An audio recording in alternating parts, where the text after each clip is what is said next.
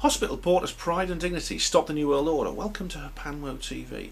Well, curious and unusual thoughts have come into my head lately, and this concerns the Day for Freedom that you might have seen, the video you might have seen. I'll put a link in the description box to that. But this has led me to look up more and more about the alt-right on both sides of the argument, and one thing's very interesting is there's a book launch coming. A guy called Mike Wendeling, who works for the BBC, who works for the BBC, has written a book called Alt-Right, From 4chan to the White House. And so it turns out that he was actually organising a public book launch. It's at Waterstones in Trafalgar Square, London, so I'm going to go back to London to see that. Now, I don't know when I'm going to upload this video, but I actually recorded it the day after the Day for Freedom, so that's just in case you're wondering. It was hot and sweltery sort of weather, but well, I'll let the video speak for itself. And well, another thing that's going to happen is David Aronovich is going to be there, so I'm curious to meet him as well, because well, I'll say a bit more in a minute, but basically he doesn't like conspiracy theorists very much, and he's written a book called Voodoo Histories, which is pretty appalling. But he wrote another book called Party Animals, which is kind of partly autobiographical, also biographical story about his family, which I thought was quite good. So I'm going to take it with me, and hopefully David Aronovich will put his little paw print on it, which will be nice. So if you're care to accompany me, we shall head for London, yet again, for London.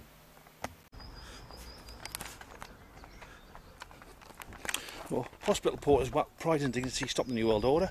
Welcome to Panwo TV, and I am in Oxford, and I'm heading for London again. I'm going to a book launch, and I'll tell you all about it.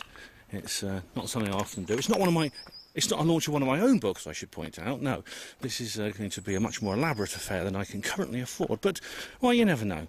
Maybe sometime in the future. But well, what I'll do is I'll tell you a little bit about the event now, and then we'll have to head there and see what happens.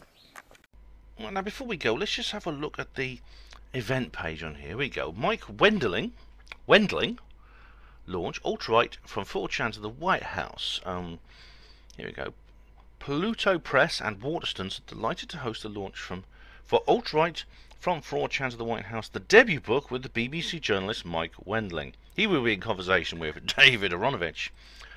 The book is a vital guide to understanding the alt-right, the white nationalist, anti-feminist, far-right movement that rose to prominence during Donald Trump's successful election campaign in the United States. It looks at the support for this reactionary network, arguing that while Trump is in office and the far-right grows across Europe, we need to gain a deeper understanding of the movement's philosophy, history and role in politics today. While the movement appears to have burst out of nowhere, Mike Wendeling has been tracking the alt-right for years. He reveals the role of technological utopians, reactionary philosophers, the notorious 4chan and 8chan bulletin boards, and a range of bloggers, vloggers and tweeters, along with the extreme ideas which underpin the movement's thoughts, including exclusive interviews with members of the movement and evidence linking extremists with terror attacks and hate crimes. It's clear that despite its high-profile support, the movement's lack of a coherent base and its contradictory tendencies have already started to lead to its downfall. Mike Wendeling is a writer, producer and broadcast editor at BBC Trending, which investigates social media stories. He spent years covering extremism and internet culture for radio, online and television. He's part of the BBC's team covering the 2016 US presidential election. He's the author of Alt-Right, From 4chan to the White House. David Aronovich is a British journalist, broadcaster and author. He's a regular columnist for the Times and author of Voodoo Histories, the role of conspiracy theory in modern history, and Party Animals, My Family and Other Communists. He won the Orwell Prize for Political Journalism in 2001 and, what the papers say, Columnist of the Year, an award for 2003. It's interesting that the word columnist now has a voiced N. It never used to. It's funny how language evolves, but people always used to say columnist. It was just columnist. Now it's columnist, even though columnist is a derivative of the word column. which the N at the end is always silent. We don't say column, do we? Column. So why do we see people say columnist? I don't know. Anyway, so there's all kinds of things, interesting things here. Firstly, they mentioned 4chan and 8chan. Now, 4chan is not actually an alt-right website. It seems to be a general, what should I say, excrement posting website. There are alt-right areas of it, but there's also areas for other people. For example, QAnon posts on 4chan. The area of 4chan which specifically I think is related to the alt-right is Poll. It's one of the boards there where you get a lot of like the Pepe memes and things like that. Now it's interesting. I think I haven't read the book yet, obviously, but he talks here about some white nationalism and anti-feminism. Now, of course, anti-feminism is linking these two things together. Obviously, means that if you criticize feminism the way I do, you're linked to these disreputable elements in society, you know. And also, I mean, I'll explain a little bit more about nationalism, because I mean, I argued, and I'll explain a little bit more later on in the film, but there's no real difference between white nationalism and any other form of ethno-nationalism. The two are fairly similar and not necessarily immoral. It depends what part of the world, what geographical location you want to envisage your telos, your objective in terms of a nation. So it depends if you do it. I mean, I'll explain later, but whatever kind of ethno-nationalism you're into, if you try to do it in a certain area, it could just unleash atrocities and hellish situations. Excuse me, everywhere. And we've seen this in Israel. We've seen this with Israel, which Israel is an ethno-state, effectively. Excuse me, and of course the result of that has been appalling. Then it seems it goes into obviously the various history of this. I'm really interested to hear what the history of the whole thing has to say. Now, terror attacks. Now, there's already been situations where terror attacks been blamed on alt-right type ideas. I mean, for example, the Oklahoma City bombing was supposedly carried out by a man called Timothy McVeigh, who was obsessed with a novel called The Turner Diaries, which is about a group of it's about basically a white nationalist underground movement that eventually takes over the world.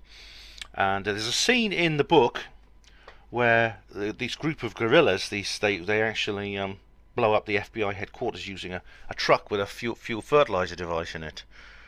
However, as many people, researchers such as John Rappaport and many others have discovered, the Oklahoma City bombing was actually an inside job. It was carried out. There's no way that a fuel fertilizer device could have done that. Indeed, in the book, I mean, the people in the book say, look, there's no point blowing this thing up in the courtyard because we'll just smash a few windows. So, in the end, they actually drive their truck with the bomb in underground into an underground part of the building, which they then detonate. So, in a sense, the supposed source for the Oklahoma City bombing, which is this book, and Timothy McVeigh, and his desire to envisage the fictional scenario in the book, contradicts itself. So, David Aronovich, he wrote this book called Voodoo Histories: The Role of Conspiracy Theory in Modern History. Now, I actually read that book, and I was thinking about doing a little review of it, of my unique type. In other words, slagging it off. But Aronovich actually doesn't say anything original in the book. He says absolutely nothing original. So I just thought I didn't want to waste my time. I'll explain later about his other book, Party Animals, which is kind of autobiographical, but it's also the story of his family as well and his early life. That's actually quite good, and I'm hoping to get him to sign it for me. So we'll see. But anyway, time to go. Let us go to London again for the second time in as many days. See you there.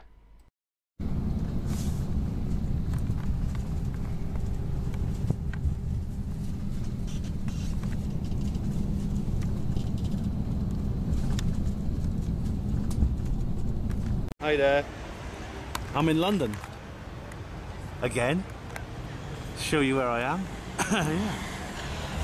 I'm actually on Buckingham Palace Road. I'm here early, so I've got some time to kill. So I thought I'd do a bit of filming, maybe take a closer look at some of the things I only went past the other day. And Buckingham Palace Road. Now, apparently, Alistair Crowley lived in one of these flats here. I'm not sure which one. It's now a hotel called the Rubens Hotel, but apparently Alistair Crowley lived somewhere. He lived somewhere in one of these flats. I'm not sure which one, but there was a photograph I saw, and it was definitely in this place. Now, I'm walking up towards the Reptile House. It's a beautiful, very warm day in London. It's a bank holiday Monday today. It's beautiful, but it's actually quite stuffy and over hot, maybe. You know, like it's a bit sweltering. I was working earlier today as well. That wasn't much fun. But it's all right if you can wander slowly. It's very, very pleasant. You stay in the shade. It's really, really nice. I don't know what time I'll be uploading this, so I don't know what time you guys are watching this. But it is the day after the Day for Freedom. See, the exact day after. The weather is identical. Hot, sunny, and zero chemtrails. So, well, this has turned out to be, officially, one of the best bank holidays ever, apparently. It's, the last time we had one this hot was 1949. So, I hope people have enjoyed it, I really do. If you have to work like me. Because when I was a hospital porter, I used to work and get double time. One of my clients gave me, like, some extra money because it was a bank holiday today. It was really nice of her. There's some guy with two horses there. It's the Royal Mews. We're getting close. See, this is where the this is where the old lizard has her staff. And I'm not familiar with all the terminology, but there's a large number of staff here. There's her servants and her valets and her various stable lads and people like that who look after the horses, the coachmen who drive the coaches, and there's the military side of things. There's the guards, there's the household division of the army, the household cavalry and the various guards. And as I showed you yesterday, I showed you the guards out at Horse Guards Parade. There's a big barracks just down on the right, actually, where they all live. And now we're approaching the Lizard House itself, known as Buckingham Palace, for those who believe falsely that Queen Elizabeth II is actually human. And I'll just show you some of the sights. Now, I hope I don't repeat myself, because I've done two films now called The London Reptile House. One was like a crude one I did on my mobile phone, and the other was like a remake I did with the Sony. So I hope I don't repeat myself, but I might do. But I've set the battery, that's alright, plenty of time. You can actually go on tours of this place. You can go on tours of Old Buck Palace now. And I think a lot of these people are. There's coaches, there's always coaches along here. The guy tour. Charles II, Art and Power. That's an exhibition they got here. I never tried that, actually. It'd be interesting to go on. So I think you got to book in advance, like I did with. If you remember my article on Highgate Cemetery, I couldn't take my camera and film in there. They're very strict. But I talked to the guy who. I got to know the guy who's seen the vampire in there. But I did an article on Highgate Cemetery. David and what's his name? And police, of course, everywhere around here. She may be 6 foot tall, or is it 7 foot tall, and have razor sharp teeth and is able to drink blood, but she still needs protecting. You see, there's a protected site of the section 128 of the Serious Organised Crime and Police Act 2005. Right. Unless your name's Michael Fagan. Do you remember that? The guy who was found in the Queen's bedroom? That was like years ago. That's sometime in the 80s, I remember that. But apparently a man managed to get in and climb into her bedroom. And someone who was previously unknown to the Queen. At least that was her story. It's actually quite nice. I mean, it's all well kept here. Everything's clean. Those trees are planted correctly, and you can see it's obviously like a tourist trap. I mean, you can see the people are here to see the. People come from all over the world to see this. I mean, I came to watch the changing of the guard once, and like these bloody Japanese guys were like pushing and shoving me to get to the front, and like, I was getting really angry, and they were going berserk. They were going, you know, got to see the, you know, they was going berserk. It was like something almost like a religious experience for them. And here we are at the front of Buck Palace.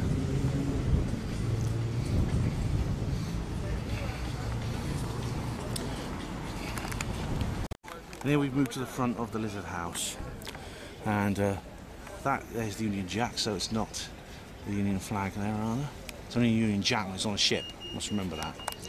And that means that Elizabeth is not in.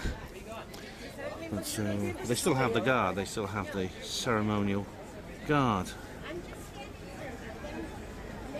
The Scottish guards, I assume, with the kilt and everything. They're obviously getting some time off from being sent to God knows where to fight one of Israel's wars and die for the cause of the New World Order. And so there must be a bit of a relief for these guys. So yeah, so this is the forecourt of the palace. Look at that. And they come out on the balcony. They'll probably do that after Harry and Meghan get hitched. They all come out on that balcony, the whole family of them, including any new hatchlings like Prince Louis. I lost my bet again, actually, about Prince Louis, because I mean I had a bet on Edward, because I thought that's I was going by the importance of various names to the Habsburg bloodline, which is what the Windsor dynasty is a part of. The Habsburg's one of the 13 Illuminati bloodlines. One of the major ones, and indeed, I mean, if you go to the Russian embassy and they've started using the Habsburg eagles again, the two-headed eagle. I can't see it on here. This is like the royal standard. There is different, but the two-headed eagle is used by the Russian royal family before they were all shot in 100 years ago. They were all shot as part of the Bolshevik Revolution. So it just goes to show the Illuminati will throw their own to the wolves if it goes along with the agenda. And of course the Bolshevik Revolution was engineered by the Illuminati. Lots of fleur-de-lis along the top of the fence there. You see those fleur-de-lis? Is there? And this here is the Victoria Memorial to actually mark the passing of Queen Victoria, Britain's second longest reigning monarch after Elizabeth. And quite a pile, isn't it? And of course there's the winged humanoid up there, which I pointed out yesterday. And the reflecting pool, which symbolises passage to the different dimensions. And these lions here. And then we see, it looks like a farmer's woman there, farmer's wife, with a sickle or scythe and sickle, yeah, sorry, and wheat in here, and the lion. Just as I mount the steps of the Victoria Memorial, so I noticed there's several maternal images there, some angels, some more winged humanoids. Interestingly, like angels having wings, that was never in the Bible. They were just described, they were just described as probably looking like ordinary people. You can guess because they did things like walk around the streets of Sodom and Gomorrah to rescue Lot and his wife and his family, which means they must have looked pretty much like us. So if you look at films like City of Angels and you know, that's and here we have like a Promethean figure with fire. You see there's a torch. Yeah. It's nice to get into the shade. There's a lot of people sitting in the shady side of this, you see. And there is old Queen Vic herself. That's a great English, great German monarch. And you see, when Princess Charlotte was born, I really thought that child would be called Victoria. I mean, I guess George, you can guess, because the name George represents a continuation of the Windsor dynasty, the power of the Habsburg bloodline. But I thought I tried to apply that to when Princess Charlotte, that is Kate and William's second child, I thought that child would be called Victoria, and she wasn't. She was called Charlotte. And I was pretty sure that Prince Louis, the new one, would be called Edward, and he's not. He's called Louis. Victoria, Regina, I got that. Emperor Patrix. Now I know Regina means queen. That's Latin. Imperatrix. Imperatrix. Does that mean empress? Queen Empress. All right. Yeah. She was, of course, because she lived through the heyday of the British Empire.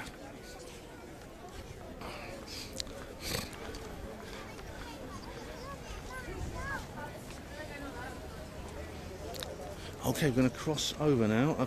That's the old lizard house there, and we're going to cross over now to find a place. I don't know where you do cross over, actually, but that there is the Mall. And I walked down there yesterday, and there's the arches leading to Trafalgar Square, which I made a point of saying, you know, it's odd. You always get these arches or domes in the vicinity of phallic symbols. And I saw that in Oxford. I showed you that in Oxford. I've got a video called The Sexiest Place in Oxford. Yes, there it is. So that's where we're heading. We're heading towards Trafalgar Square. Plenty of time, so I'm going to take a little break in a minute, probably. Now there, the gates of Green Park. Very ornate gates to a park indeed. And you have these big columns here on either side with these like cherubs, I think they are. Thing is, how do you get into the park? It's like there's gates, but you can't get in. Because I went through St James's Park yesterday, where I filmed under the tree. Do you remember? So now I've got to try and find a way to get into St James's Park, and these gates don't open. See, they're locked. Probably climb over this wall, actually. And here we are. This is the whole vista here, the Buckingham Palace and the Victorian Memorial. Now, I said this when I came before. There's a almost Roman style to what you see before you. The way the statues are designed, and the palace facade. It's like neoclassical, these pillars and things like that. And I said, you know, many years ago, I think it was when I was going to, I don't know if I did a video about it, but I was doing a video, I was going to see David Icke live in Brixton. And I said, you know, you could take a guy from Rome during the height of the empire, you could drop him here, and he, on a day when the traffic was not there, the traffic was closed off like you see today, and he wouldn't necessarily know that anything was amiss. We've got a horse coming now. Guy on a horse. A policeman or a soldier on a horse. Probably means some sort of parade might be able to start. The fact there's no traffic here means that some parade is probably going to come soon. So keep an eye out for that. But I'm going to head up here towards Trafalgar Square. Yeah, it's quite. When you get in the shade, it's quite nice. It really is, but it's all right. It's the problem is when you're in the sunlight, it's actually quite baking here. It's like, maybe it's because I'm British, but you know, can't stop complaining about our bloody weather. You know, it's like a national obsession. There's some more buildings over here. That's probably one of the ministries. Not Ministry of Defence, I know, because that's down by the embankment. But there's probably another ministry, which the equivalent in that ministry of Nick Pope hangs out. There probably will be some. I'm going to stop filming now. Just save the battery and just see if anything appears. Okay, I've arrived at this ministry or something halfway out the mall. There's some more kilted cannon fodder there, guarding the place. I'm just going to go and see what it is. Because, I mean, there's no sign of any official security. I mean, these guys are like ceremonial guards. But, no smoking. Let's see what this sign says. Protected, oh, it's the same thing, the protected site. So, something's in there. And it says here, Stable Yard Road. But obviously it's not a public right of way. So, something very important in there, no doubt. obviously it's like I don't know, the fact that they got those guards and not the I think they're putting on a show for us actually, because they sort of only came out a couple of minutes ago. Okay, I'm now heading up the Mall towards Trafalgar Square, and I still don't know what time it is. It was like, it's about 4:30 when I got off the coach. So probably about 5ish now. There's no point in me getting in there before about, I mean the thing starts at 6:30. There's no point in me getting in there earlier than 6, I suppose. But it's I'm curious to see what it's like now. I've got to make a little bit of apology. I mean, somebody has asked me to record it illicitly, the proceedings. Now, I honestly would be willing to do that.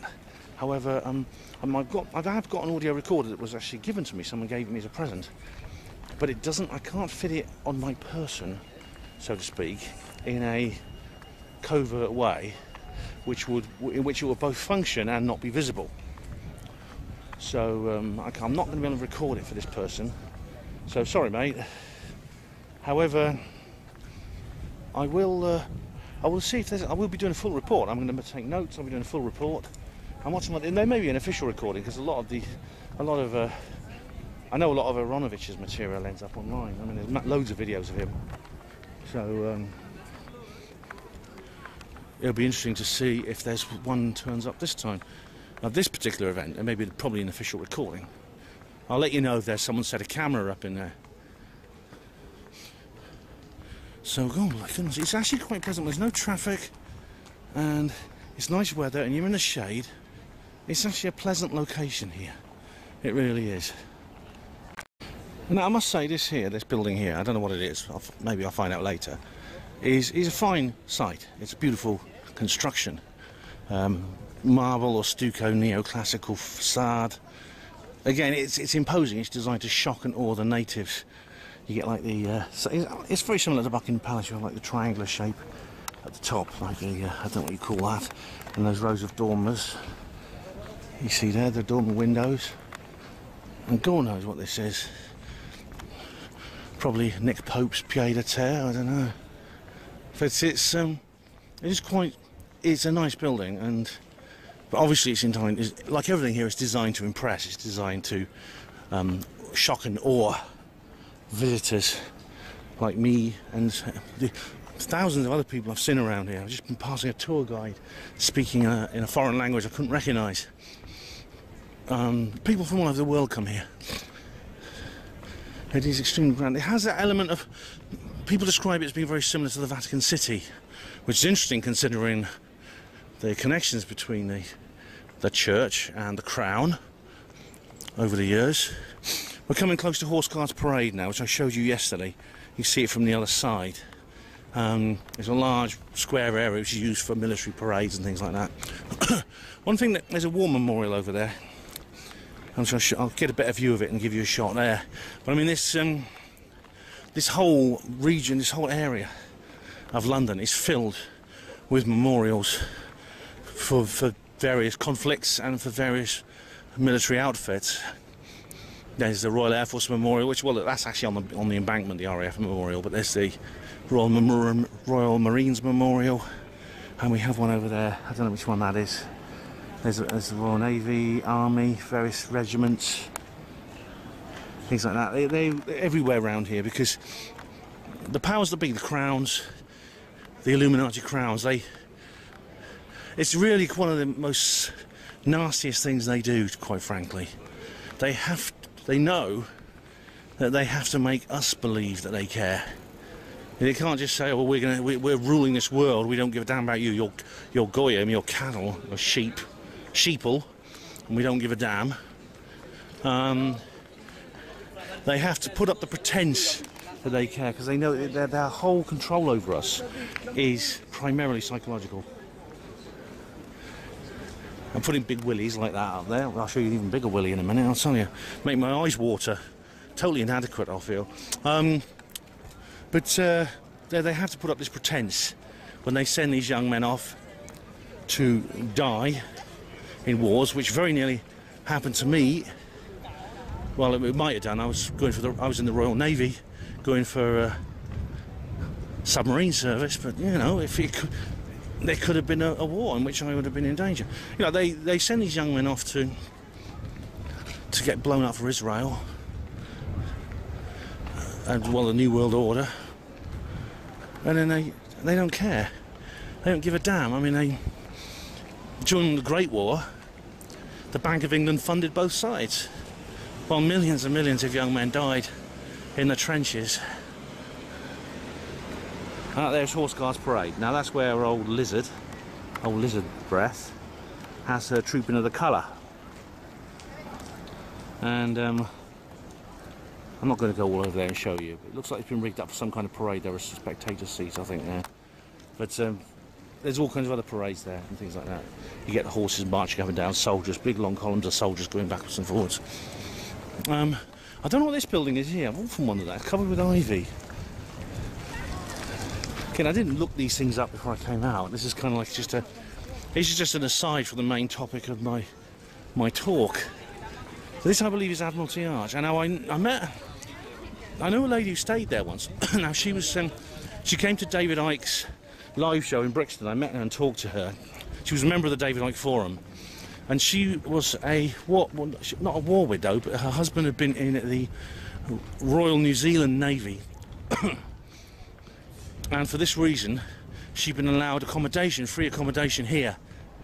And so I think this is Admiralty Arch, and this is where she had her accommodation, I believe.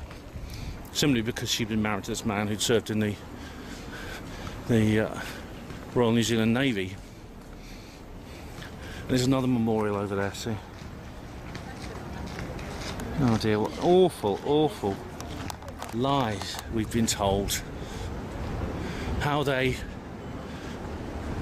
treat us and then swear that they love us. We're kind of like battered wives. You know, the woman who says, well, yeah, I know my Johnny, he's a great man, I'm so glad I married him. He does beat the crap out of me occasionally, but I know he loves me, really. You know, this is what we're like. This is what we're like. Here we see this heroic soldier here, this figure here. And what's this for? Poppies, of course. Oh, the Royal Marines, yeah. Dedicated to the officers and men of the Royal Marines there, see. The poppies. In Flanders Field where poppies grew. And of course, the poppy is also a symbolic of blood, which I think puts a sinister new spin on the... Hang on, it's a bit noisy. Oh my goodness. There's some bloke there who's got a Lamborghini and he wants to show it off. Yeah, the symbol, you see, it's... The redness of the poppies, I think, gives it a more sinister spin on the whole business of what the poppy symbolises. I mean, it dates back to the Great War and that famous poem, "When Flanders Fields Where Poppies Grew," because poppies were the only things hard enough to survive in the in the no man's land. But it's also about blood, and you think I might be exaggerating or reading something into it, but it is. Now, there was a pretty awful incident. I think it was actually, it was the 40th anniversary of the Battle of Britain, I think, a number of years ago on TV, or one of the decade anniversaries of the Battle of Britain. And I walk up here to Trafalgar Square now, and they actually had what it was in Buckingham Palace, where I just showed you, Buckingham Palace, and Queenie Poos and her evil-faced husband were on the balcony, and what happened was an original Lancaster bomber flew over. Flew over the palace. Now, the Lancaster bomber is a weapons platform designed to commit genocidal carpet bombing raids in Germany, and it dropped 1 million poppy leaves. 1 million, symbolising the 1 million British and Commonwealth troops who died in the Great War. Now, not the Great War, sorry, World War II, and these petals fell on the mall, on all the people who were there, the spectators, and the Queen herself became very animated. She started dancing around and grinning, her evil grin. And I can't find this anywhere on YouTube, so if you know where it is, please tell me. But I looked at this in horror and realised I was watching a blood sacrifice in effigy. And I'm just like, oh my God, I said. That really was a big wake-up call for me, the Admiralty. Yeah. Nice pub, but I'm not going to have anything to drink. I'm going to keep a clear head. Okay, so I'm just going to cross over. This is Trafalgar Square. There's Nelson's Willie. I'm just going to cross over and do what I couldn't do yesterday, didn't have time, and that's have a better look at Trafalgar Square. And here I am on Trafalgar Square with a big knob up in the sky there with old Nelson. Now what Lord Nelson did was, he, as I said yesterday, he whopped the frogs. He gave those froggy bastards a damn good pasting in a battle at Trafalgar. Trafalgar is the cape off the coast of Portugal. Pardon me. And this was put up about 150 years ago to mark that occasion. Now, a turning point in the Napoleonic War. Now, he got shot in that time. He got shot by a sniper on another ship, because the ships used to come close in those days. And he died, and before he died, he said, "Kiss me, Hardy," to his flag lieutenant, whose name was Hardy, which was, well, I wouldn't say it was unusual for sailors in those days to kiss each other on board those ships during those long, lonely nights, but obviously it wouldn't happen nowadays, because Hardy would say, "No way, you might sue me for sexual harassment." But this here is a monument here. There's always big monuments around this to Charles James Napier, General. I don't know who that was. Not really interested. Let's move around here a little bit. Interestingly, the plinth of Trafalgar Square with the lions has more lions, you see. More lions is often used for protests of various kinds. And I mean, Brian Gerrish has been there. Several other people I know have been there. And the Million Mask March sort of stopped around there. Another reflecting pool, as you see, symbolising the dimensions. This is all occult. This is all a big temple. It's all Illuminati ritual. It's an Illuminati ritual centre. And here, oh my goodness, we have like mermaids. Obviously, we're men. A guy with legs that turn into fish, like the Starbucks thing. Very weird indeed. So you go through these interdimensional portals here. That's what it's symbolising. This is an odd thing. I think this plinth is always reserved for something a bit weird. They had Alison Lapper pregnant there, which was I remember, if you remember my Olympics video, Alison Lapper was an artist, but she doesn't have any arms. She's a sufferer of the thalidomide scandal, and so she paints by holding the brush between her toes. And someone did a sculpture of her pregnant. She only has little small feet, that's why she can't walk. But this is like I think it's a Sumerian or something like that. Let's have a look. Invisible Enemies Should Not Exist, by Michael Rakowitz. Oh, this is to recreate the 7,000 archaeological artifacts looted from the Iraq Museum during the war. Right. Oh, I see. This is like a Sumerian. The Babylonian Brotherhood, as David Icke calls them. He said, "Oh, look at that. That is magnificent, actually. Beautiful." And of course, they stole all these artifacts from the museum. These robbers, they got in there after the invasion, and the troops weren't bothered. The troops were all guarding the oil ministry, which I think reveals what the real motive for the war was. Now, this lovely blue tile over everything, like on a rook and places like that. Now, the city of Uruk, this ancient city. The reason that might have been done might have been to cover up some secrets which perhaps the Illuminati-controlled forces don't want us to know. They don't want us to know these things exist. Maybe something about the past of the human race, or the past of the planet Earth, which may exist in those museums. Because Sumer is the oldest recognised civilization. It's considered to be the birthplace of civilization, the cradle of civilization. It's not. I mean, there were civilizations before then, and indeed some maverick archaeologists have found traces of them. However, it is generally thought that Sumer is is the first civilization, started around late 4th millennium BC.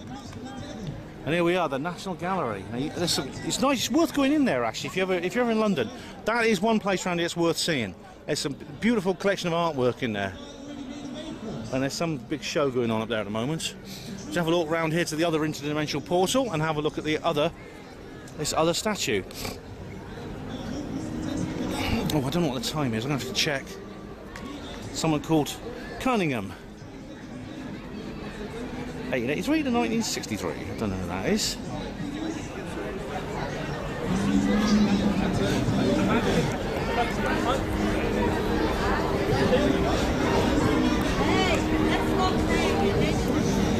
I think this is the time to come here. I think when the weather's nice, it is the time to come here. Square Cafe. Ooh. This is somebody up on a horse. It is King George IV. All right. Who is one of our monarchs. I don't know whether he's can't remember whether he's anything to do with the Queen and the Habsburgs, but that's where I'm heading later. Actually, it's over there. Actually, Waterstones.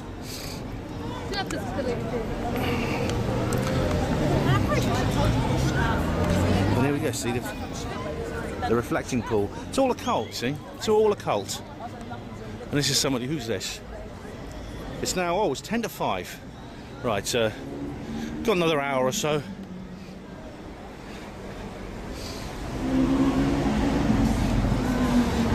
Have a look. Oh, this is I don't know, I'll go around the other side.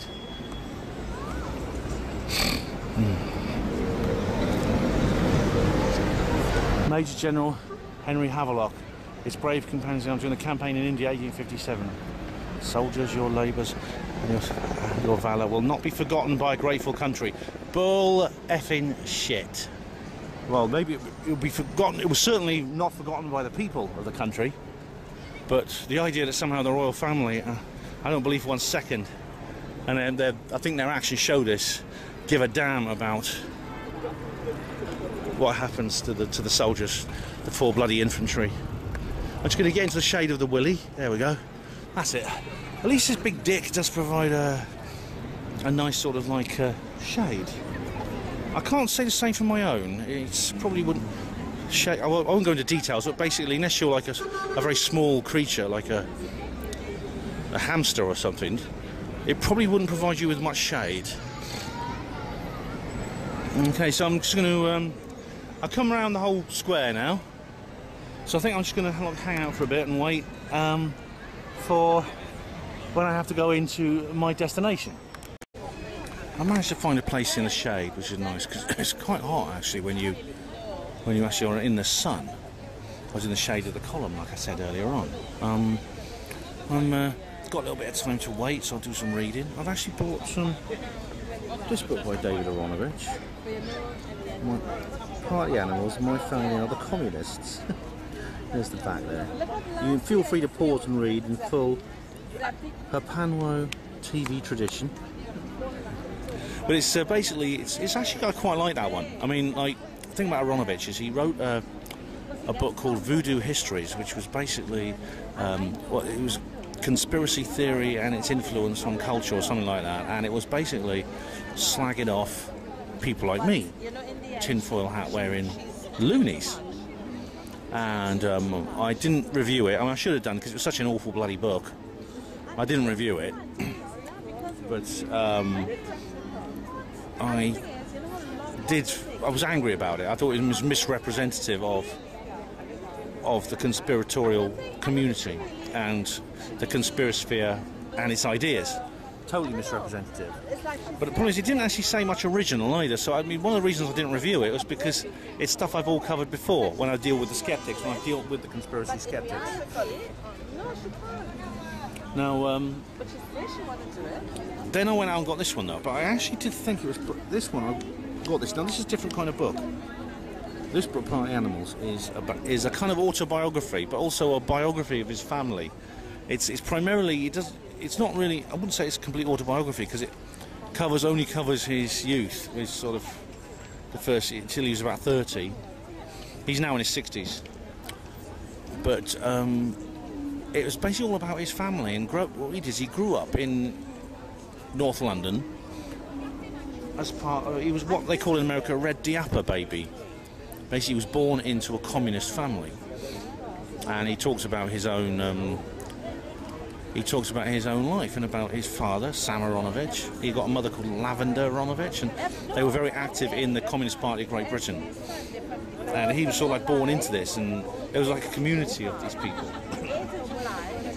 This is in the days before the SJWs and Antifa, and they were very, very different kinds of leftists in those days to what they are like today. But I actually read through that, and I actually enjoyed this. I think this is actually a pretty good book. It's very funny. It's entertaining. That's Aronovich as a kid. There's his mum and dad. And there he is now. And I actually thought it was pretty good.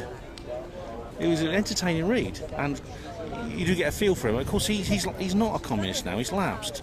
He's actually something like he's a bit of not a social conservative like Peter Hitchens, but he's a kind of a centrist liberal.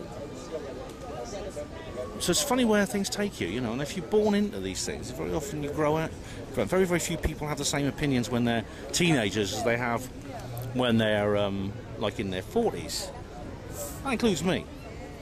I was a trade unionist when I first started out in portrait. As a teenager, I was a trade unionist. You know. And I don't want to sound demeaning, but I grew out of it. I did. And for me, I saw through it pretty quickly.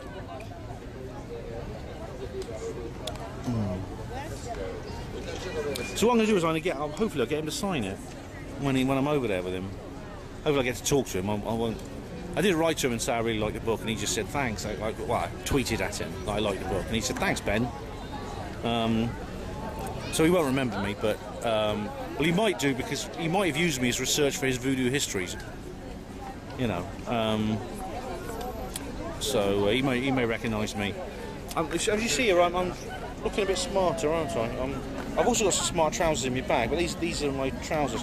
I don't want to look too excessively smart because, this is London, isn't it? It's hipsterville. So, because I don't know how formal this event is, but I've got a pair of trousers. I've got a pair of smart trousers in my bag too. And so, I will put those on if I need to. But as I said, this is hipster central here, London, isn't it? And probably there'll be a lot of leftist types attending this event, so maybe I don't need to worry about looking smart too much. But I thought, just in case, it's like the old Greenwich skeptics in the pub, you know. I've travelled too far to be turned away at the door. I have a ticket. I bought a ticket in advance online. So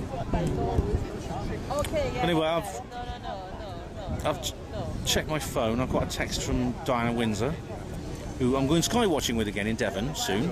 And waiting for a text from my client about tomorrow's work, what I've got to do tomorrow at work, and the pigeons are circling, looking for crumbs.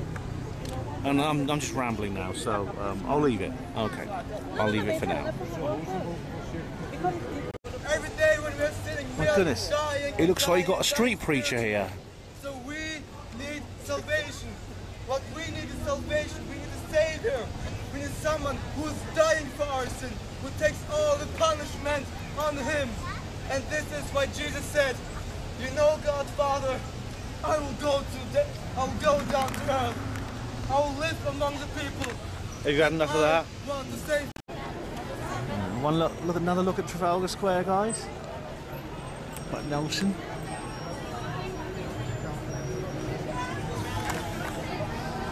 Yeah, quite a place. I'm going to head into the venue now. I'm a little bit early, but it doesn't matter. I can have a browse. Now, I wanted to look. That there is the Underground. I want to know where that was. It's Charing Cross Station. That's the one I've got to go to afterwards, because it'll probably maybe quite late when it finishes. Probably won't get back till pretty late. As always, this you've got to deal with in London is the traffic. So just wait for the lights to change. So I'm interested to see what happens. I'm going to see what I find, who turns up. Probably won't meet anyone I know. I mean, I only know a little bit about this actual book, but I'm curious. I will get a copy and I'll get him to sign it if I can. And of course, I'll get Aronovich to sign his book, copy of his book, I hope.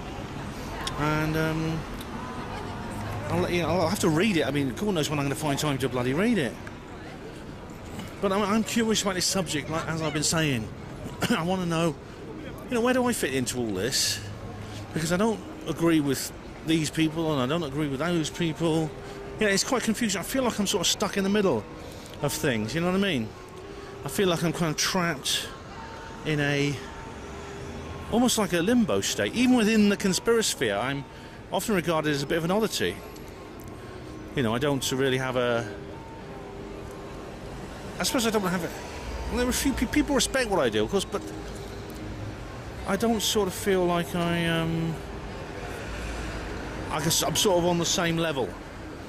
I'm not sure people I could get together. I mean, if, for example, supposing some secret insider dropped a load of UFO files into my lap, who would I turn to? I've actually asked myself this question. Who would I turn to if a UFO insider dropped some files into my lap? It's weird, isn't it? I did say in a previous video, a lot of people have asked me about this, I felt I was an alien trapped in a human body, and in fact I am an alien trapped in a human body. I've got to find the door to this place. I've looked down the very grand South African embassy there. Lots of embassies around here. Now this is the Waterstones. Oh, here it is. Right, see you guys later. Okay. Right, that's it. Didn't take long. Quite a short event actually. Yeah, it's Waterstones. Yeah, I'm gonna head for home now. I didn't stay and get my piece of alt-right cake. And here is the cake. It's actually not a very good photo of the cake. I mean, the cake is just a sort of like, well, you can see for yourself. It's a pretty modest and not very elaborate and not very clever or original cake compared to the Dreaming Saucers one. But, well, I mean, I could have stayed for a little while, but I was just standing there just by myself because I didn't know anyone there. All the other people were sort of like clustering around, talking, and I only talked briefly to David Aronovich and Mike Wendling, and then, I didn't feel I knew them well enough to have a long conversation, and I disagree with them as well. So, but anyway, I thought I'd take a picture of the cake for posterity. They'd made a cake in the shape of the book. I got a copy of the book, and he signed it. It's nice shuffling. Yeah, I got a copy of the book, and I also, David Aronovich was only too happy to sign my copy of Party Animals, which was nice. I'll show you those when I get home. Just going to head for home now. Go over the sea now. It was interesting though. Of course, it was like I'll talk more about the book later, but of course, it's very biased. It's told from this kind of like a very mainstream perspective, sort of mainstream left-wing BBC. I mean, Mike Wendling is a BBC guy. I mean, he's a guy who edits BBC Trending, which of course is a big thing on. Oh, look at that! They've got like a multi. They got a gender-neutral sign. Did you see that? I'm not going to wait for the next one, but they got a gender-neutral walking sign. Oh, so yeah. You can just, it's still just a normal guy in there, but that's kind of synchronistic, isn't it? But he was talking about. Now you'll recognise this. It's another bit of sort of synchronicity. I'm at the point where I had to go down to Whitehall yesterday. For me it was yesterday when I'm filming, to the Day of Freedom, and he references the Day of Freedom. This guy, I mean, he talks about the day. He says, "Oh well," he talks about the what's it called? They called it the far right event that happened here yesterday. He said, meaning the Day of Freedom. Just down the road from here, just down on Whitehall, the far right had a big rally, and racists and white supremacists and people like that, and anti-Islamists all gathered together. Well, I mean, I've made the video about that. You know what I think about it. You know how I feel about all that. And I do think that's a misrepresentation. Oh, there we go. See, oh, that's a. It's sort of like a male-female. So this is a very culturally Marxist, crossing. But he references the Day of Freedom, and he talks about they feel such victims, they have victimhood, and he sort of laughs at it. He makes a joke about that. That woman who was head of the Black Women's Council or something, they found out she was a white woman. How they couldn't tell by looking, I'll never know. But and they apparently the alt-right have made a big deal about that, because they said, you see, it's more privileged to be a black person now, etc., etc. The thing about it is, like, when it's just victimhood, well, the thing is, well, I don't believe any of us are victims. Victims are a very derogatory, negative word. It's just helplessness. And I don't believe any of us are helpless. I think we can actually prevent ourselves becoming victims through our own choices and the way we handle adversity. But I mean, I think the point they were making was that the point this guy Wendling was making and David Aronovich was making was, well, it's just so silly, because only women and black people and gay people are victims. White heterosexual males can't be victims. So he wasn't saying that victimhood itself is a bad thing. He's just saying that it's a currency that shouldn't be allowed, shouldn't be offered to people who are unworthy of it, in his view. That's what he's saying. In a sense, victimhood, essentially, is something. Therefore, this is the big contradiction. One of the big double binds. They regard it as a good thing. Victimhood. It's something that we should seek. We should revel in when we have it. It's almost like a badge of honour to be a victim. And the opposite of victimhood, of course, is privilege. And what I was saying on the video before, I might probably put a link in the description box, that this white straight male privilege thing is nonsense. And so that probably was what motivated this lady, whose name I can't remember, Laura Diesel or somebody, to actually pretend she was a black woman. She wanted a slice of that cheesecake. And that is the left, though. That's the left. That they decry, they preach the desire for an end to victimhood, but then they continuously harp on about how much they themselves are victims and how they revel in it. And they say when they think someone is appropriating victimhood that is not theirs, they act like it's stolen valour. And I think this is the point that escaped Mike Wendling and David Aronovich.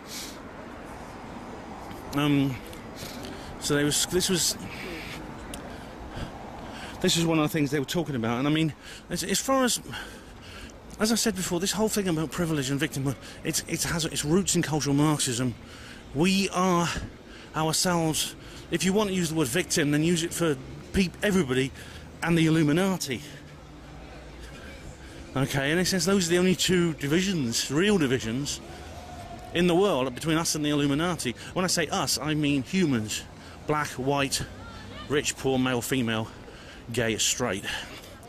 The supposed divisions between privilege and victimhood, between people of different races, homosexuals versus heterosexuals, men versus women, these are artificial creations. They're delusions engendered for the purposes of cultural Marxism. I talk about this in my BBC video, which I may remember to link below in the chat box. So that's where they start. Now they talked about 4chan. Now 4chan's interesting, is actually somewhere I go very regularly because of QAnon. Now 4chan is essentially just a shit-posting place, I suppose.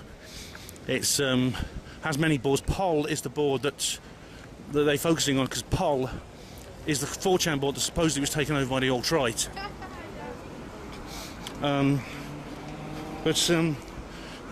This guy Wendling said he traced the history of the alt-rights. It started out with the MRAs and the MGTOWs. These are the anti-feminists, men's rights activists, men going their own way. And men going their own way, I mean, look at the MGTOWs. Someone asked me once if I was a MGTOW, and I split up with a Sue Stain, and I said no. And I'm not a MGTOW. I mean, if anything, I'm an incel. That's the latest one, involuntary celibate.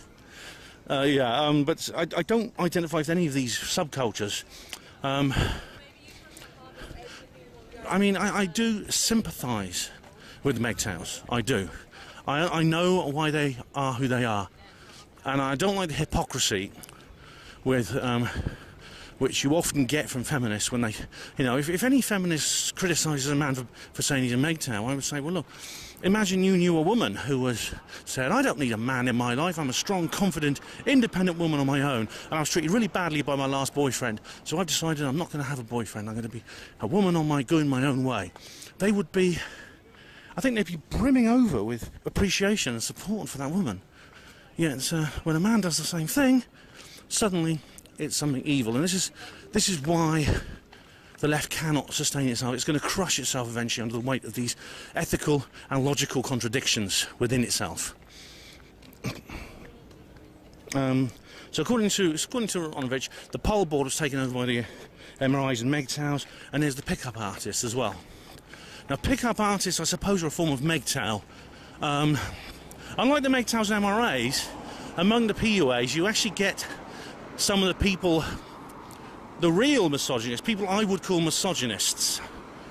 Now, the word misogynist, is tossed around like a sweetie these days, and it's a label that's slapped on everybody who so much as breathes out of sync with the conformist narrative. Of course, I've had it. It's almost impossible not to get it if you're a white guy like me. But this is why the feminists are doing a great disservice to real women's rights. Well, there's many ways in which the feminists are doing a disservice to real women's rights issues, but this is one of them, and that is when the real thing comes along, people don't recognise it because the whole concept has been so trivialised and confused. They'll say, hang on, when a real misogynist comes along, people say, hang on, but Milo's a misogynist too, and this man's different from Milo, and so you just get the ridiculous. You get this ridiculous twisting. And some of the PUAs are misogynists. I mean, Roosh V, for example, he's probably the king of the PUAs. But he is a total drip. I mean, think about Roosh V, of all the people Kevin Logan slags off in his Descent of Manosphere series, Roosh V is probably the only one who really deserves it. He's a complete utter twit. Now, he claims to be this one-man army of lovers, and he said he's got this series of books he calls The Bangs, where he talks about his sexual conquests in various countries. And I'm very dubious about that, actually. I've talked to women, I've shown them Roosh V talking videos, and very few of them find him attractive. He's a sort of hunchbacked, wheedly voiced little man with a stupid great big beard. And oh no, I mean, I do question, he says he's bedded all these women. I do wonder about that, whether he's just making it up. That's more than just wonder. He is making it up. Can't believe it's still light, there's the sun. It's still light out here. I sort of came out there expecting it to be dark somehow, like when you go in the cinema and come out. The event only lasted an hour. I'll just carry on anyway, I'll tell you more about that in a minute. But he also talks about the influence of the Trump election on the alt-right. Essentially, the alt-right, the Trump campaign essentially galvanised the alt-right to make it what it was. And this is true, actually. This is where you had this alliance between what today is called the real alt-right, or they consider themselves the real alt-right, and the alt-light, which would include people like Milo, Gavin McGuinness, Stefan Molyneux, but some people classify him as alt-right.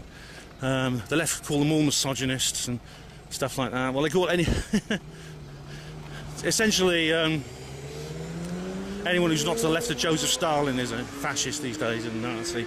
But this is the internal thing within them. And the alt-right consists of people who acknowledge certain elements, but not all, of the whole thing. And they talked about this opportunism, like for instance Milo claimed to be the king of the alt-right. Yeah, then he just disavows everyone. If you call him the alt-right, you call him alt-right now, apparently he'll try and sue you.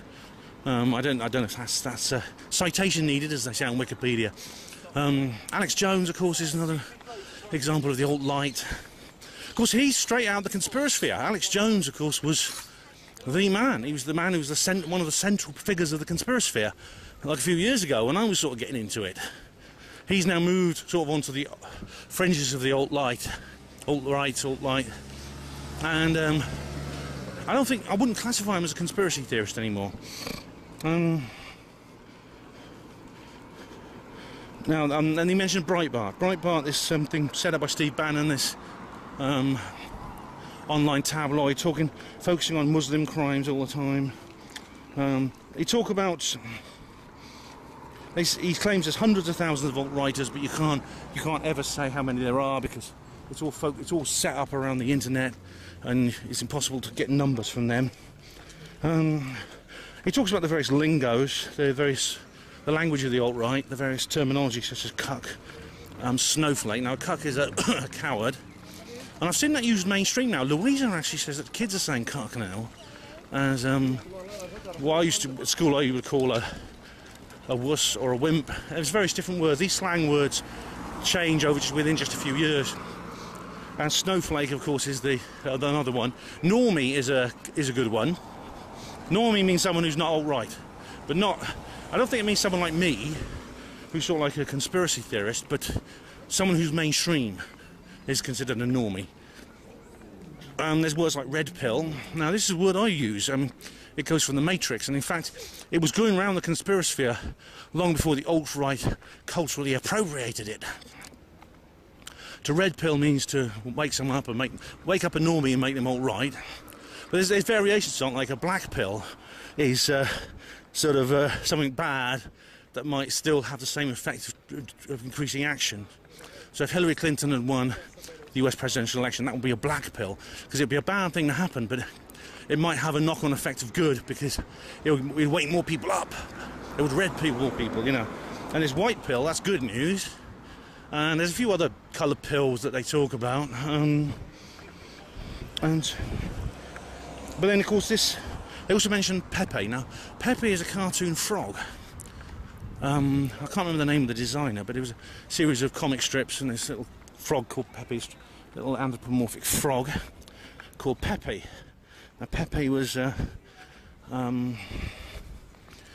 you see these in memes everywhere now. Well, there's all kinds of different Pepe memes. You can make yourself look like Pepe. You can produce your own Pepe meme of yourself. There's those Pepe memes of Trump.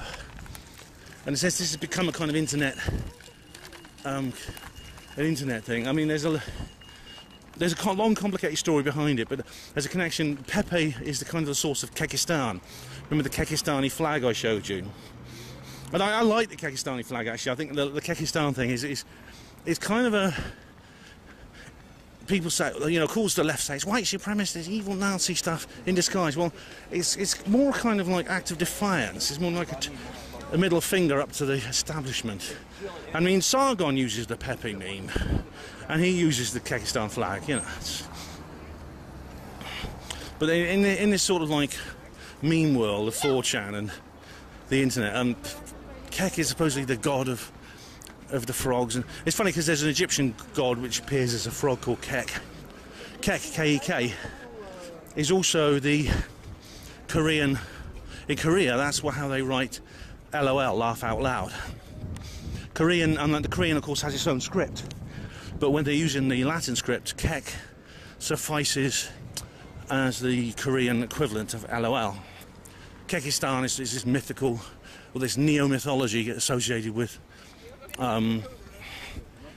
the domain of Kek, Lord Kek, the king of the frogs, Pepe, the one who created Pepe. Where am I bloody going now?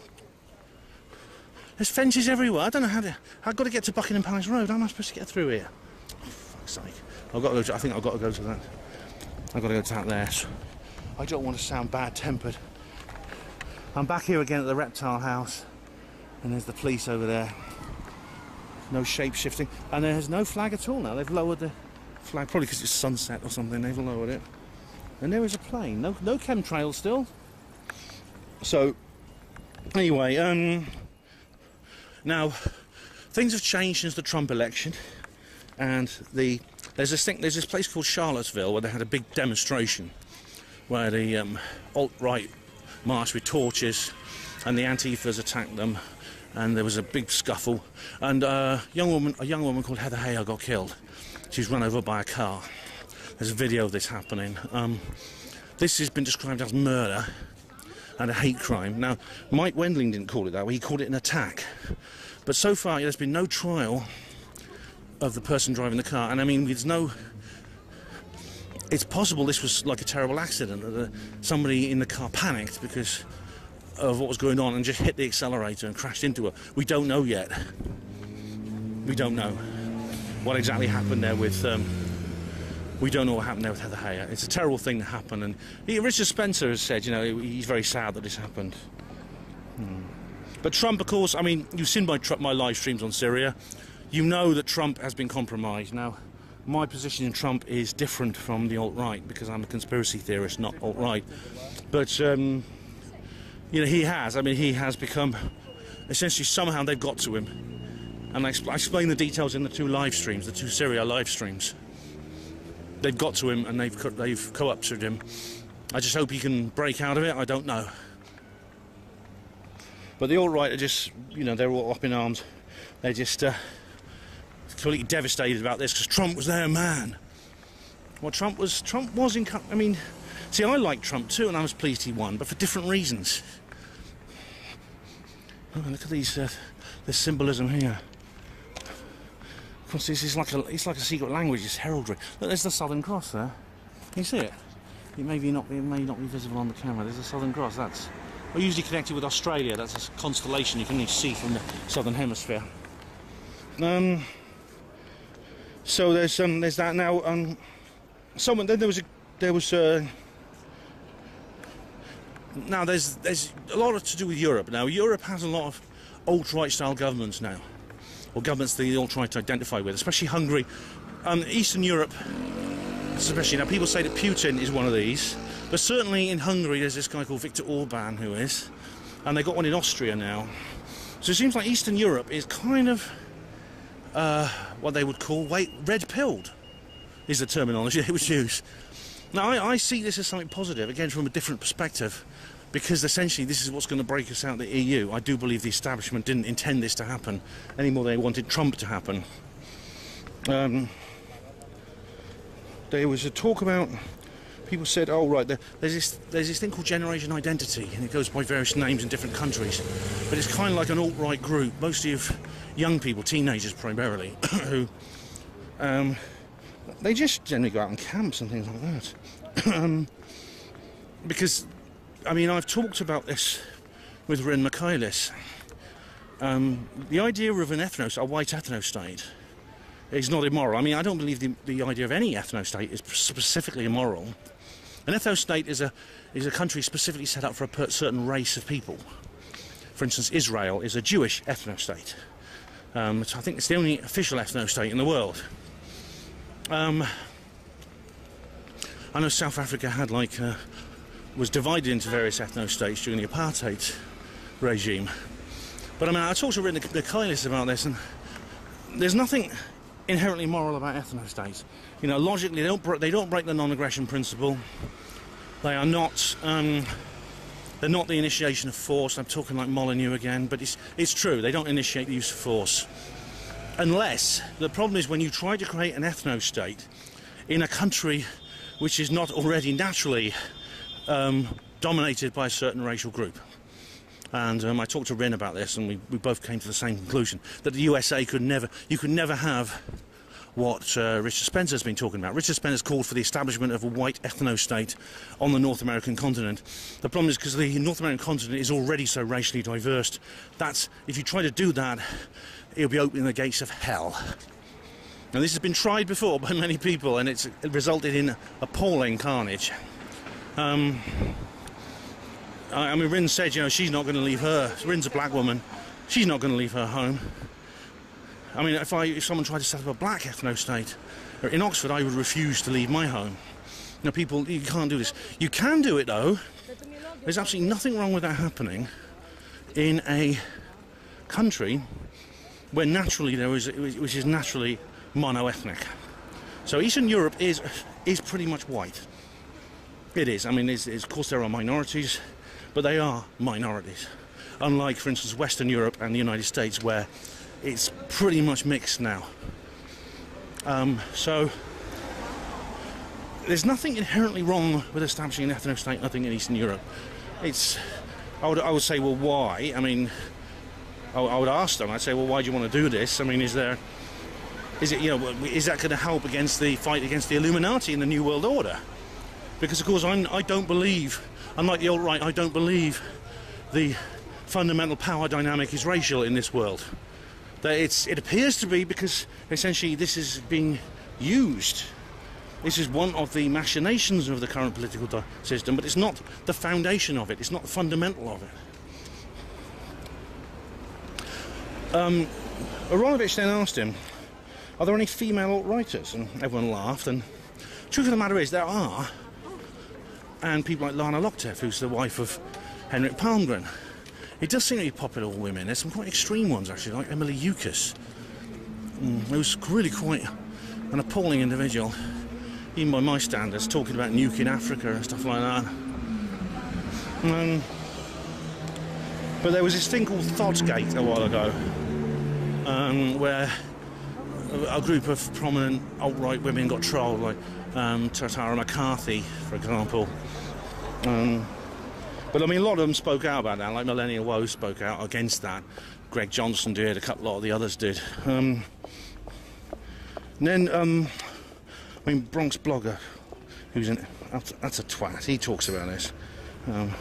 I still can't like watching his channel though. It's kind of like a love-hate relationship I have with him. And funnily enough, he said there was he talks about what most of the alt-right consisted of, because he said he couldn't put a figure on how many there were. He said hundreds of thousands, but it could consist of just someone sitting in their bedroom. He talks about most of these YouTubers, he said, are saddos in their room, and I think he may be referring to Millennial Woes, although he didn't mention his name. But Paul Joseph Watson, of course, he refers to as this. Now, I like old PJW. I think he talks a lot of sense, but although I disagree with him on a lot, he's different from Alex Jones. But he stands in front of this map of the world and he sort of, imagine there's like a map of the world in front of you, and he goes, if you're rich, watch out, because Jeremy Corbyn is coming for your house. And he says things like that with this map of the world behind him. But I think he's cool. He's all right, I suppose. And then there was the Q&A, and then a few, I didn't ask anything, but a few people put their hands up and asked about the far right in India. Now this is funny, because there is a far right in India. There's like the Hindu nationalists who are like, there's this thing called the PJP, which is like the Indian, it's called the Indian BNP, and they're anti-Muslim. They want to create Hindu ethno-state or religious or theocracy in India.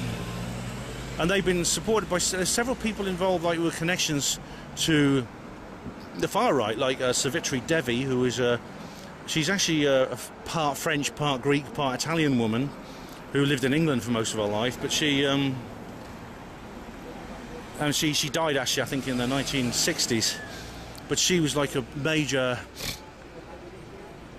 She converted to Hinduism, and it's funny though, because she wore a sari and everything, and she would do Nazi salutes because she believed that Adolf Hitler was Krishna. Krishna is the saviour god of the Hindus, or some branches of streams of Hinduism, and she believed that Adolf Hitler was Krishna. So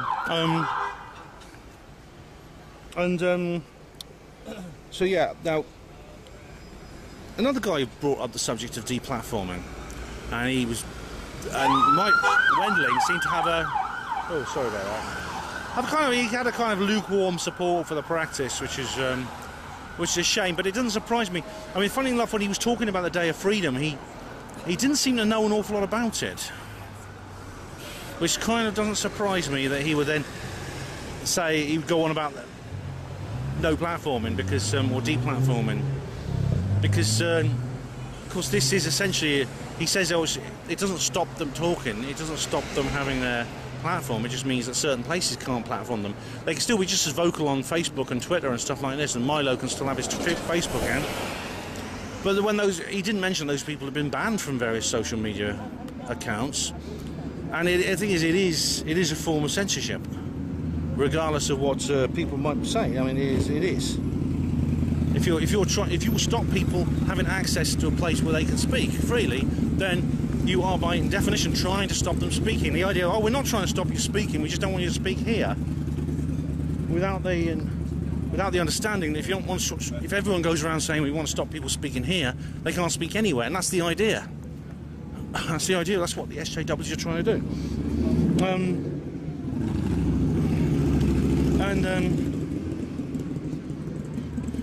Apparently Richard Spencer's website has gone. I don't know. I don't check it very often.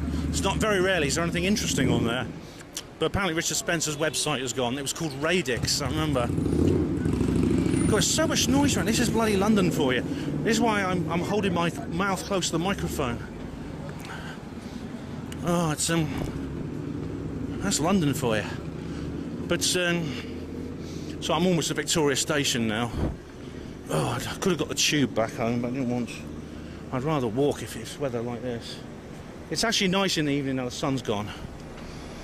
And they said that there's this discussion about the alt-right exploiting freedom of speech concerns, and David Aronovich brought this up because he mentioned the TERFs. These are because it's not just, funny enough, that the left don't just no platform the right, they no platform other factions of the left. Now there's this big controversy between transsexual people and what's known as the TERFs, T-E-R-F, which stands for Trans Exclusionary Radical Feminists. So there were some feminists who are now turning against trans women, that is, men who have undergone sex changes. And one of the most prominent of these TERFs is Germaine Greer. Germaine Greer was no platformed from a speech at the university by a bunch of SJWs because of her beliefs. And so even within the left now, there are now these schisms developing to the point where they want to shut down discussion, they want to shut down free speech among themselves. They want to stop free speech for other leftists. I mean, which is something I would never do. I mean, I would never try and silence anyone I disagreed with them in any way. I would never try to stop them getting a platform. But someone else someone else thought that, I mean, Mike Wenley had this idea, oh, well, it's actually had a good effect, this deplatforming, you know. And I thought, yeah, he started stuttering a bit, and I got the feeling he didn't actually want to say too much. He didn't want to say too much more. It's like there was stuff that he didn't want to. He felt a little bit uncomfortable with that, I think, that question. But I got a feeling he actually supports deplatforming, at least in certain circumstances, because it's had a knock-on effect as good. He did say, well, this in the long run, this has actually helped shut these people down. But this guy in the audience said, no, it's giving them victim status. They say, you laugh at their idea of victimhood, they claim victimhood status, but at the same time, by deplatforming them, you're essentially confirming their suspicions that they are victims. And I mean, I agree with what was said at the Day of Freedom. You know, sunlight is the best disinfectant. Let everyone have their say. Everybody. As I said, this guy didn't know anything about the Day of Freedom, nothing at all. When he just said, oh, yesterday there was this big bunch of racist thugs got together and there was a big punch-up or something like that. Well, you see, I was there, I saw it. Someone asked if UKIP was racist. Oh my goodness me. Now, UKIP, the Antifa started attacking UKIP lately. And they are a kind of watered-down BNP, I suppose. But again, I mean, you know, this word racist, this silly little word, that keeps coming out. Is something racist? Is that racist? And the thing is, it's a nonsense. Nobody even knows what the definition of racism is. Well, I know what it is. It's the hatred of other people because of their colour. That's what it is. Yet, how many people who are accused of racism are actually guilty of that? How many of them actually genuinely hate other people because of their colour? I think by that definition, most of the racists in this world are non-white. Because it's establishment, it's authoritarian thinking. It's now completely mainstream to hate white people because of their colour. So by that definition, the only, apart from a tiny minority, the only real racists are non-white. Now what else was here? He did mention, that most of there are alt-right people in the UK. Indeed, I know a couple of them. And as I said, I don't consider them evil, I consider them wrong. And the two are not the same, despite what the left think. But they seem to have more influence abroad. He was saying that people, they have more influence abroad. I suppose Millennial Woes has a lot of followers. But he has a large following in the US. Millennial Woes is this guy. He's quite a mild-mannered kind of chap, alt-right, who is quite likeable actually. He seems to be a decent chap. I believe he's wrong about many things, but of course he's not what they call him, the vile vlogger, as the Daily Record called him. He's very popular internationally. Now he used to live in Scotland. He used to have he was a single man living in a house with his father, and he did his vlog from his bedroom, and he quickly gained international attention. So yeah, I mean, you could say that, yeah. I mean, because of the internet now, in a sense, this is the world without borders, isn't it? The internet. Even if we support the idea of physical borders, the internet has created a borderless world where it doesn't matter where you are, what country you're in, anything you write or say could end up on the World Wide Web, or it could be seen by anyone if they're looking for it. So it's similar to the conspiracy theories. I mean, David Icke, a British man, big following internationally. I myself have a lot of people abroad who like what I do. I think almost half of them are British. I'm not sure, which is why I was concerned about that fake defamation thing. A third to a half, I think. I haven't checked the stats lately. But I'll tell you what, it was a very, very nice, it was a nice event. It was in the Waterstones. We went in through that gate in Waterstones and went down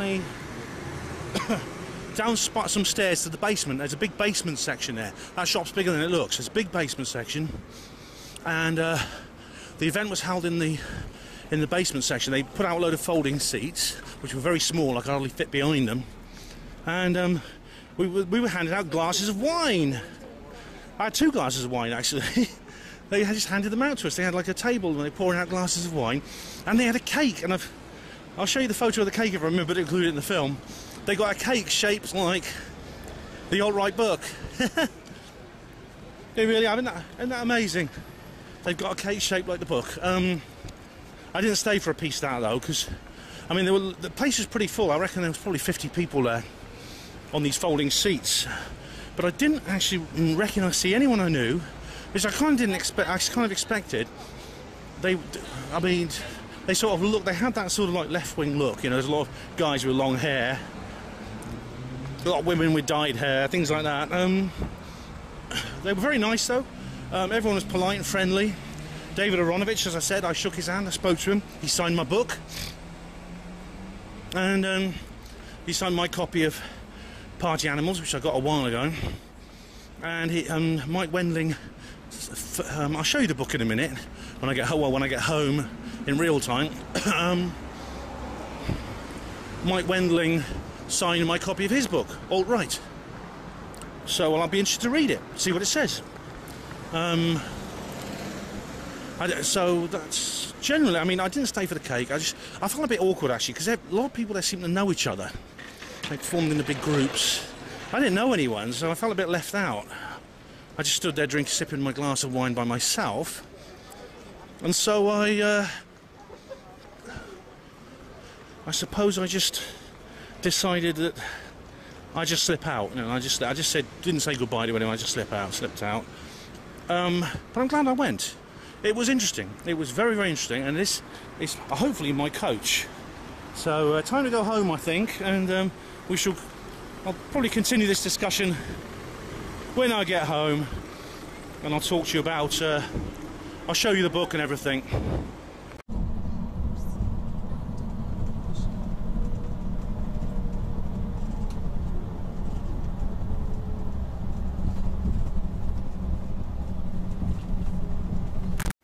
And here is the book, Alt-Right, From 4chan to the White House by Mike Wendling. And as you see, he's signed in here. Dear Ben, thanks for coming to the launch. You find this interesting. Hope you find this interesting. All the best, Mike. Oh, nice. That's lovely. And here we have it, Alt-Right. From traces the alt-right's origins, delves into its language and dissects its sectarian device to reveal the true face of a movement seeking to make racism great again. Oh my goodness me, that's fair, isn't it? Mark Bray, historian, author of Antifa, the Anti-Fascist Handbook. Well, I wouldn't expect him to be fair then. Let's see what the blurb says anyway. This is by Pluto Press. That's what they said here. That's the publisher. This is a vital guide to understanding the racist, misogynist, far-right movement that rose to prominence during Donald Trump's election campaign. While the movement appears to have burst out of nowhere, Mike Wendling has been tracking the alt-right for years. He reveals the role of technological utopians. That must be probably the Dark Enlightenment people, was it? Mencius Moldbug and the others. Reactionary philosophers. I don't know who that is. Probably Alexander Dugin or somebody. The notorious 4chan and 8chan bulletin boards, and a range of bloggers, vloggers and tweeters, along with the ideas they attempt to popularise. I bet Millennial Woes gets a mention there. Analysing what the alt-right stands for, and including interviews with movement's leaders and followers, Wendling provides evidence linking extremists with terror attacks and hate crimes. Right. Well, evidence, we're getting onto evidence at last. Ultimately, the book argues that, despite its high-profile support, the movement's contradictory tendencies have already started to lead to its downfall. I think several other people have said that, including Millennial Woes, and a couple of other people have actually said as much themselves from the inside. Mike Wendling is a writer, producer and broadcaster, an editor at BBC Trending. He spent years covering extremism and internet culture for radio, online and television. Was part of the BBC team covering 2016 US presidential election. He's an American guy, actually, but judging by his accent. Of course, the BBC is across the world now, isn't it? I want to hear here, and there's good old Mr. Aronovich there signed. To Ben, Trafalgar Square, Waterstones, a very hot day in May, I think it says 2018, David Aronovich. Oh, that's nice. So he signed my copy of Party Animals as well. So thank you, Mr. Aronovich.